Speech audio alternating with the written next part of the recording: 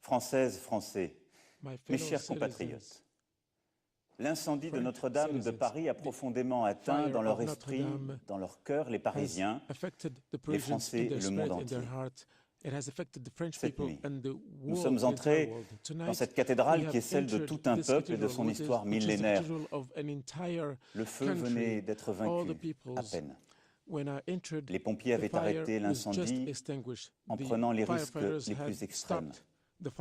Ils étaient là, autour de nous, avec leur chef, explorant les toitures dévastées. Ils avaient 20 ou 25 ans et venaient de tous les endroits de France, de tous les milieux. Mais ce que nous avons vu cette nuit, ensemble à Paris, c'est cette capacité de nous mobiliser, nous unir pour vaincre. Au cours de notre histoire, nous avons bâti des villes, des ports, des églises. Beaucoup ont brûlé ou ont été détruites par les guerres, les révolutions, les fautes des hommes. À chaque fois, nous les avons reconstruits. L'incendie de Notre-Dame nous rappelle que notre histoire ne s'arrête jamais, jamais, et que nous aurons toujours des épreuves à surmonter, que ce que nous croyons en quelque sorte indestructible peut aussi être atteint. Tout ce qui fait la France, matériel et spirituel et vivant, et pour cette raison même est fragile, et nous ne devons pas l'oublier. Et c'est à nous, les Françaises et les Français d'aujourd'hui, qu'il revient d'assurer au long du temps cette grande continuité qui fait la nation française. Et c'est pour cela que ce soir, je voulais, de manière directe, m'adresser à vous, parce que c'est notre devoir aujourd'hui, et c'est celui qu'il nous faut avoir en tête, rien de moins. Je reviendrai vers vous comme je m'y étais engagé dans les jours prochains, pour que nous puissions agir collectivement suite à notre grand débat.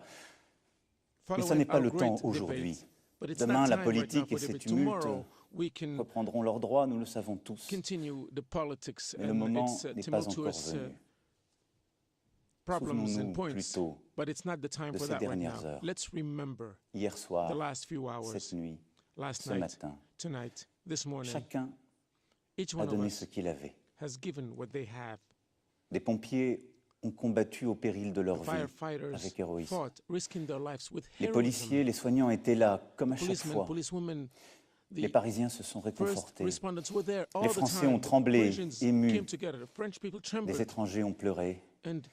Les journalistes ont écrit, les écrivains ont rêvé, les photographes ont montré au monde ces images terribles.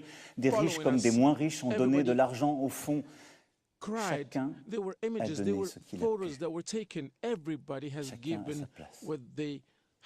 Chacun dans son rôle. Et je vous le dis ce soir avec force. Nous sommes ce peuple de bâtisseurs. Nous avons tant à reconstruire. Alors oui, nous rebâtirons la cathédrale Notre-Dame plus belle encore. Et je veux que cela soit achevé d'ici 5 années. Nous le pouvons. Et là aussi, nous mobiliserons.